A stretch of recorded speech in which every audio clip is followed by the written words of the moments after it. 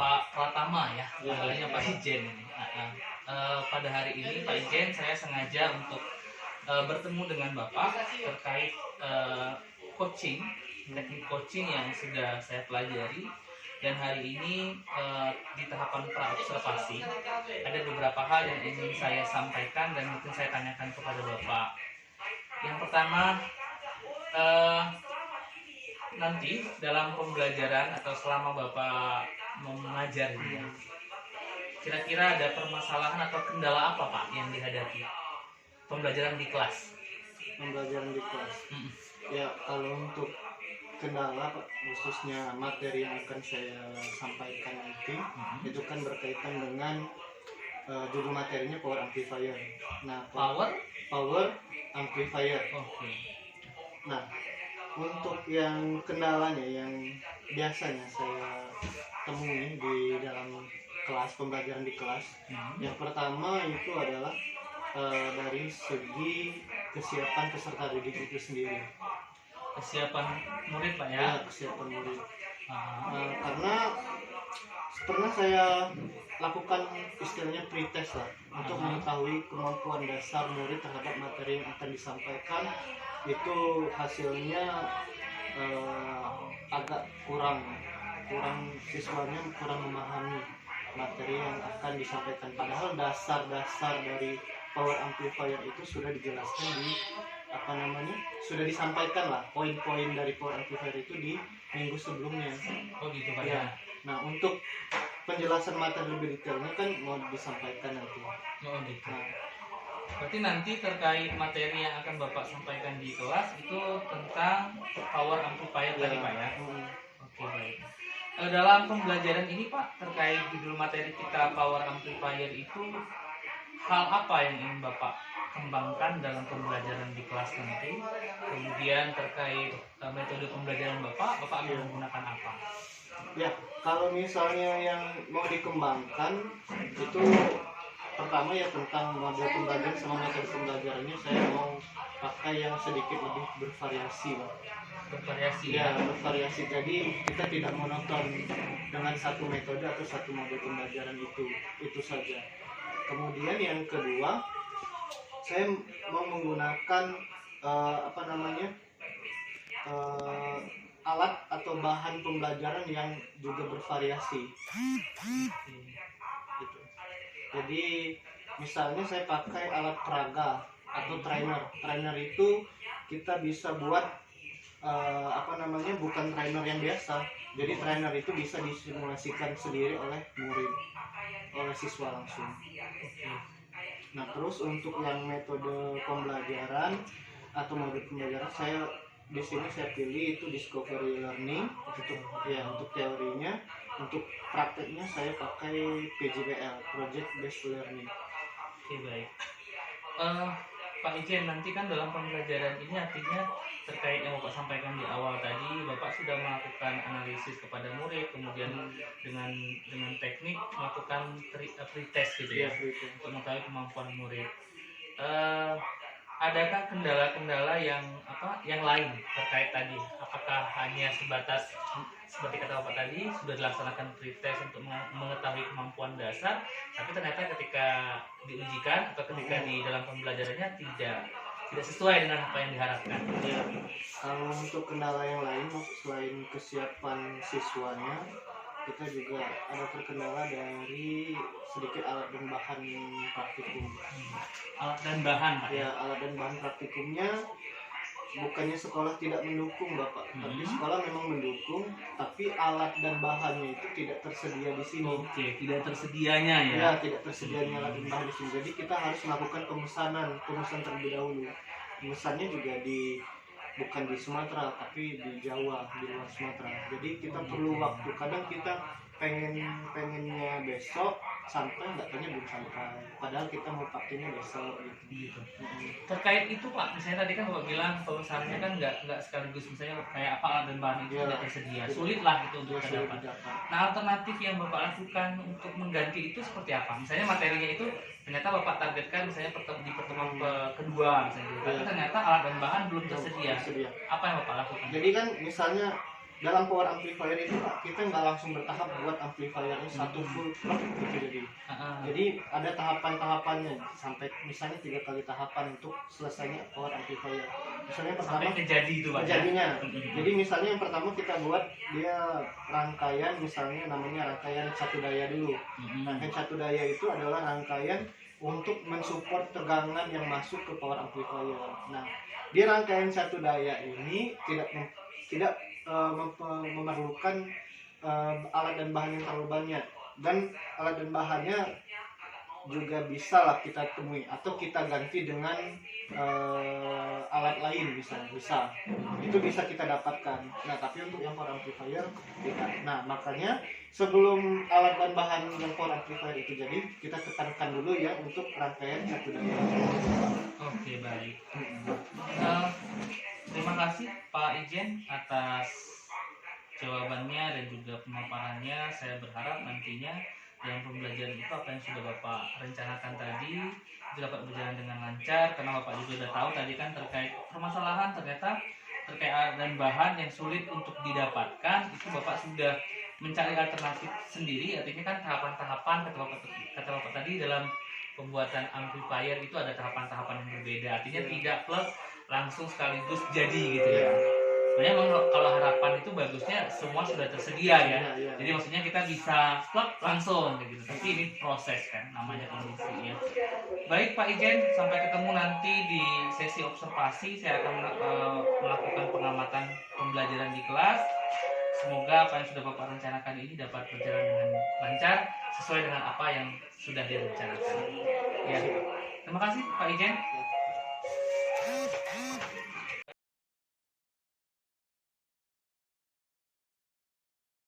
Alvindo, Andi Pranata, Andri Anggara, Andrian Ikan, sakit juga dia. Deno, Dewa, dalam kondisi sehat semua ya.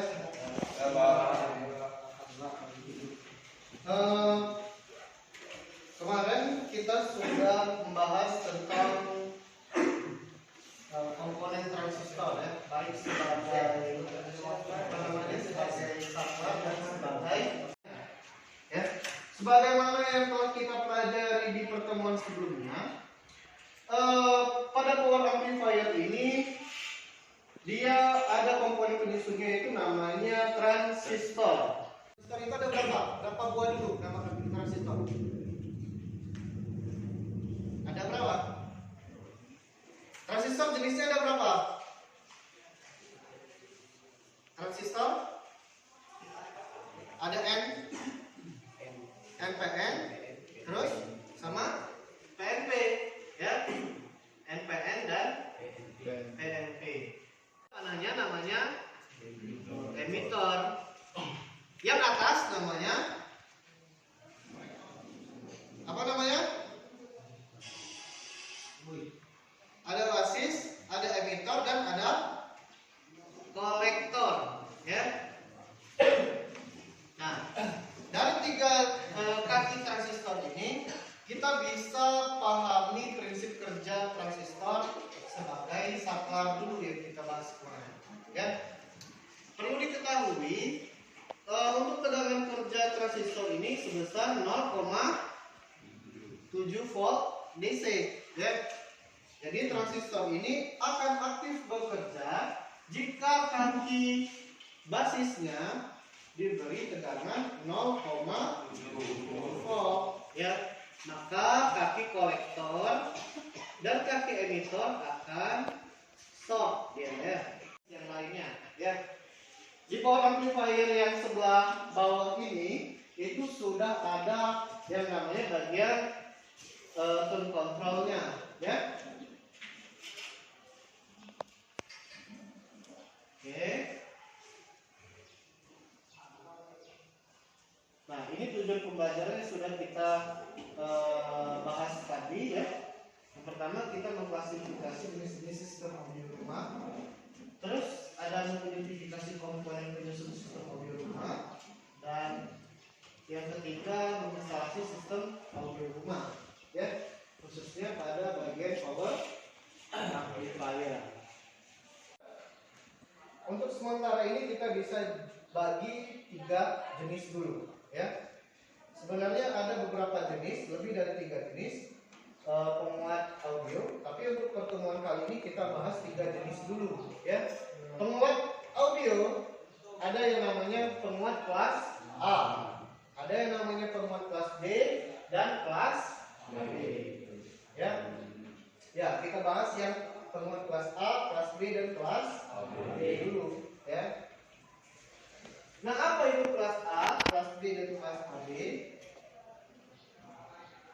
Tapi sebelumnya kita bahas itu, kita bagi per 3 kelompok dulu, ya. Kita bagi per baris saja supaya lebih mudah pembagiannya. Kita mulai di situ dari kelompok 1, ya. Kelompok 1 itu nanti akan membahas seputar penguat kelas A. Yang di tengah adalah kelompok 2. Kelompok 2 akan membahas tentang penguat kelas B. Yang di sebelah kiri Pak itu adalah kelompok 3. Kelompok 3 membahas penguat kelas AB. Ya. Sudah ingat ya, ini kelompok 1, kelompok 2, dan kelompok 3. Nah, sebelum kita kerja kelompok, kita akan membahas sedikit tentang apa itu penguat kelas A, apa itu penguat kelas B, dan kelas AB. Ya. Penguat kelas A pada dasarnya itu disusun dari satu transistor, satu buah transistor, komponen penyusun utamanya sebagai penguat sinyalnya, ya, di sini. Nah, pada penguat kelas A ini dia memiliki tingkat fidelitas yang tinggi, itu keunggulannya. Keunggulannya memiliki tingkat fidelitas tinggi. Apa itu fidelitas? Sebelum kita kerja, masing-masing kelompok tunjuk dulu atau pilih dulu ketua kelompok masing-masing. Misalnya resistor transistor ada kapasitor juga, ya. Nanti di bawah gambarnya itu diidentifikasi komponen, ya.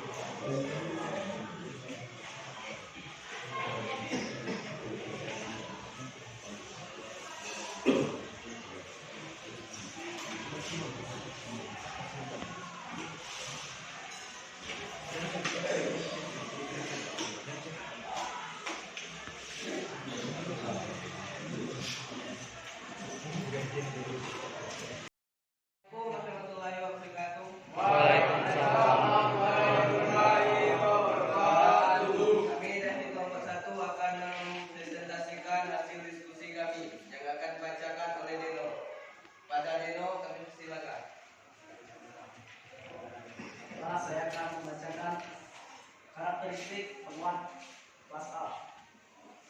Yang pertama adalah seluruh sinyal keluarannya bekerja pada daerah aktif. 2. Memiliki tingkat fidelitas yang tinggi. 3. Memiliki efisiensi rendah sekitar 25% sampai 50%. 4. Memiliki tingkat distorsi atau cacat sinyal terkecil. 5. Penguat kelas A cocok dipakai pada penguat awal atau pre-amplifier. Dan selanjutnya kami akan menggambarkan contoh rangkaian penguat kelas A.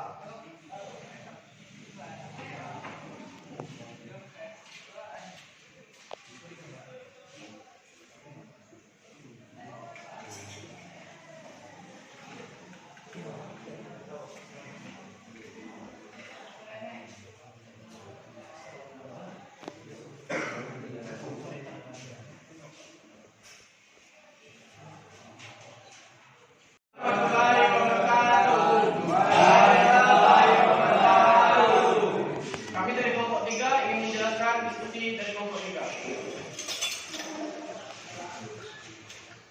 Kami akan menjalankan rangkaian kelas AB.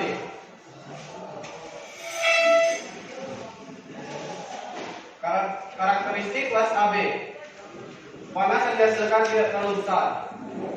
Efisien lebih besar 50% sampai 75%. Tidak terjadi teka-teki silang atau crossover. Fidelitas tinggi. Aktif pada saat transisi booming. Nama-nama rangkaian kelas AB.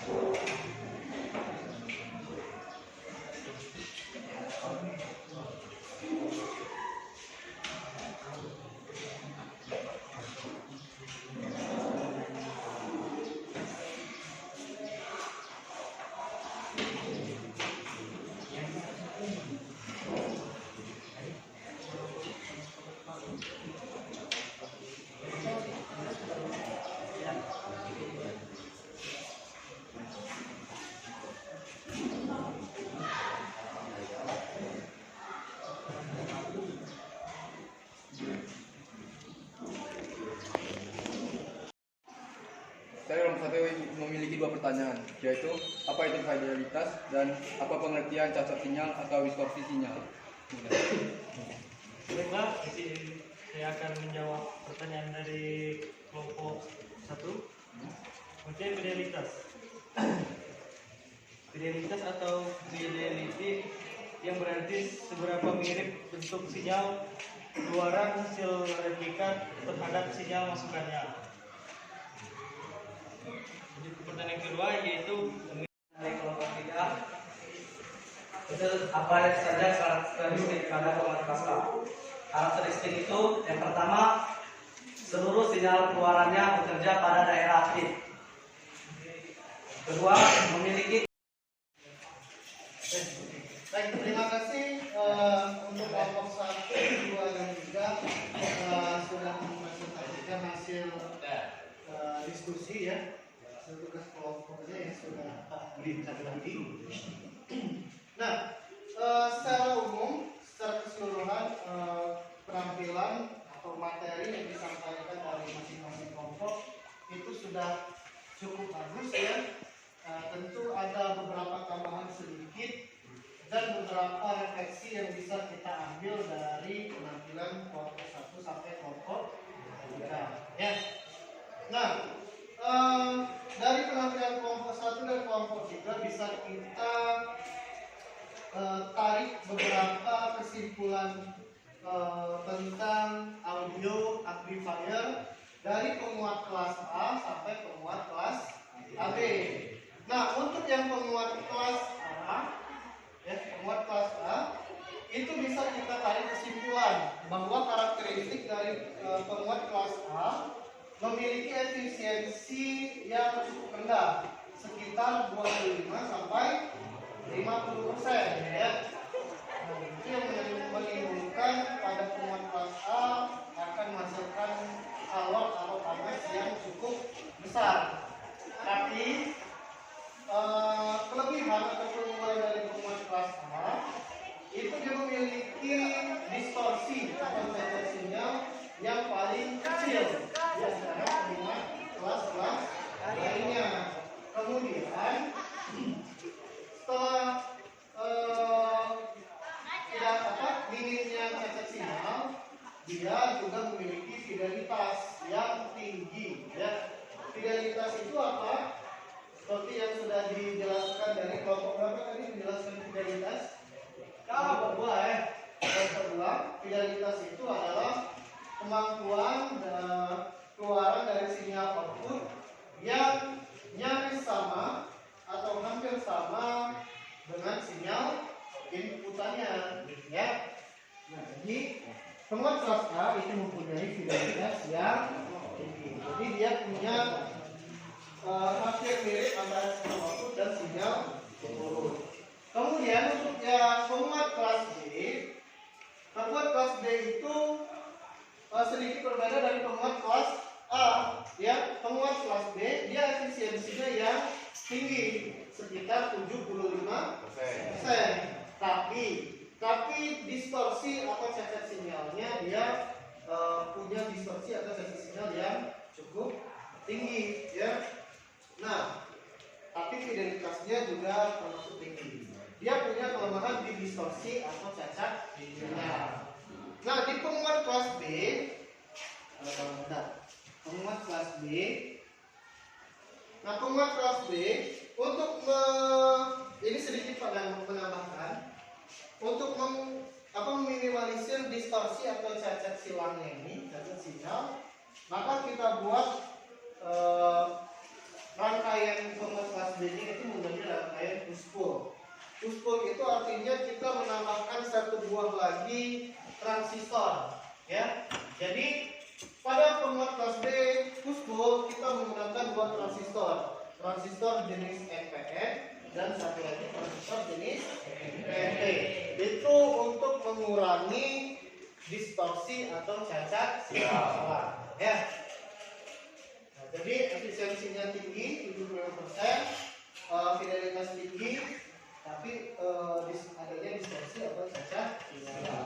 Nah, untuk mengatasi ini kita gunakan atau tambahkan satu buah transistor jenis PNP, ya. Itu kelas B. Kemudian kelas AB. Sebenarnya penguat kelas AB ini merupakan modifikasi atau percampuran dari penguat kelas A dan kelas B. Jadi keunggulan dari kelas AB ini dia efisiensinya juga terbilang cukup tinggi, sekitar 50 sampai 75%. Kemudian distorsi atau cacat silangnya tidak ada atau minim, ya. Kemudian fidelitasnya yang tinggi. Nah, bisa kita lihat di gambar pada penguat kelas AB ini dia menggunakan dua jenis transistor. Nah, pada bagian inilah yang kita sebut dengan kelas B push pull, karena dia menggunakan dua buah transistor jenis NPN dan NP untuk mengurangi distorsi atau cacat. Oke, sampai di sini ada pertanyaan lagi atau ada yang masih belum jelas dari penyampaian yang kita sampaikan, ada yang masing-masing belum tersampaikan? Cukup jelas? Oke, kalau cukup jelas, mungkin kita tutup dulu, ya, untuk materi kita pada hari ini. Dan di lain kesempatan selanjutnya kita akan mulai praktek tentang menggambar skema rangkaian penguat daya atau audio jadi, ya. Oke, silakan ketua kelas tutup dulu dan kawan-kawannya yang lain silakan siap-siap. Silakan ditutup dulu.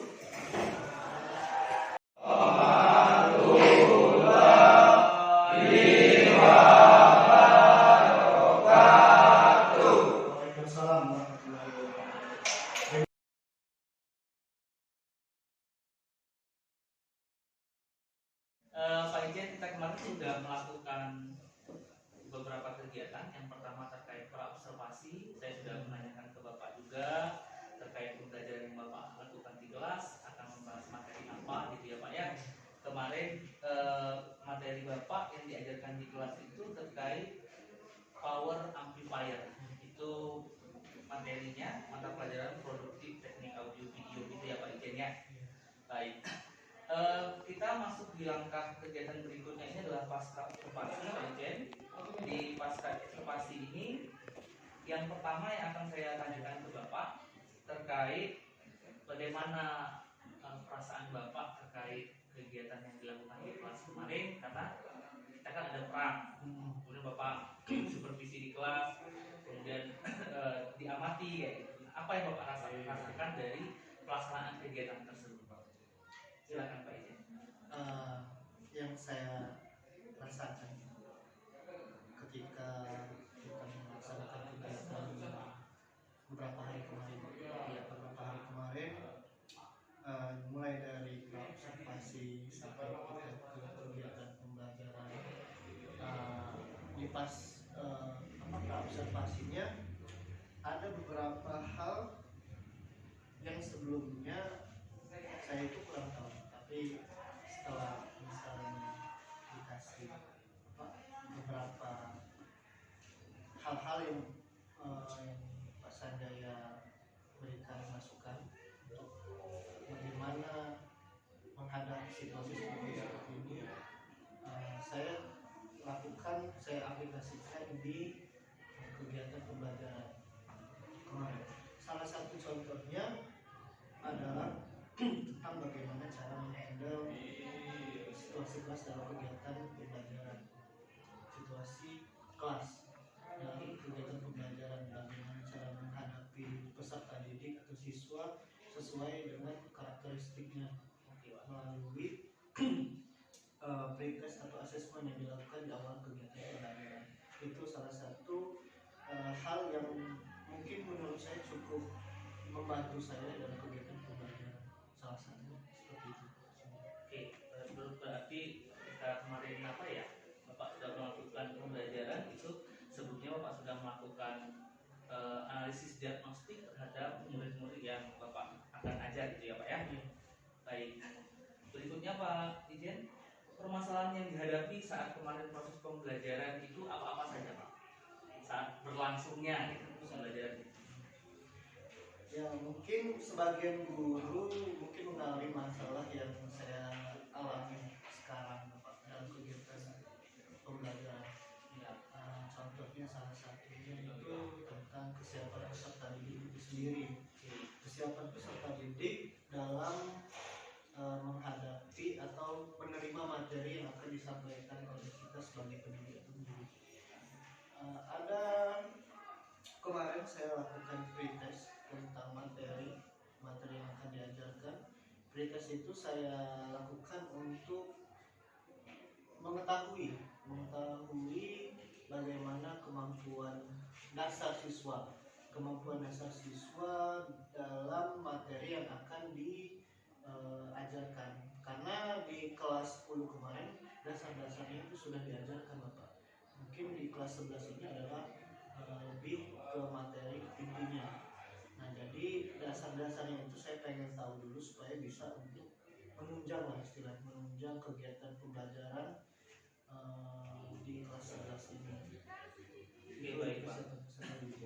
Terkait kesiapan peserta didik itu Pak, Bapak mengelompokkan seperti apa atau bentuk langkah-langkah seperti apa Bapak dalam kesiapan peserta didik? Saya tadi Bapak mengatakan sudah melakukan pretest untuk mengetahui kompetensi dasar murid tersebut. Nah, setelah mengetahui itu langkah-langkahnya apa Pak yang Bapak lakukan? Ya, setelah kita lakukan pretest Bapak, saya dapati peserta didik itu saya bagi jadi 3 kategori Bapak. Ya, yang pertama itu adalah kategori peserta didik yang kalau saya sebutnya itu kompeten. Ya, kompeten di sini dalam artian dia sudah cakap dalam teori dasar, tinggal kita lanjutkan ke teori atau materi lanjutannya, terus kita latih di hard skillnya atau dalam praktikumnya. Itu untuk kategori yang kompeten. Yang kedua saya kategorikan sebagai kategori cukup kompeten. Bagaimana peserta didik itu sudah cukuplah dalam menguasai materi dasar, tinggal kita lakukan penguatan di beberapa aspek teori dasarnya. Jadi tidak semua teori dasar yang mereka kuasai, hanya sebagian kecil saja yang perlu kita dapatkan lagi. Itu kategori kedua. Terus kategori ketiga adalah siswa yang belum kompeten. Siswa yang belum kompeten ini adalah siswa atau peserta didik yang belum menguasai sebagian besar atau setengah dari teori dasar di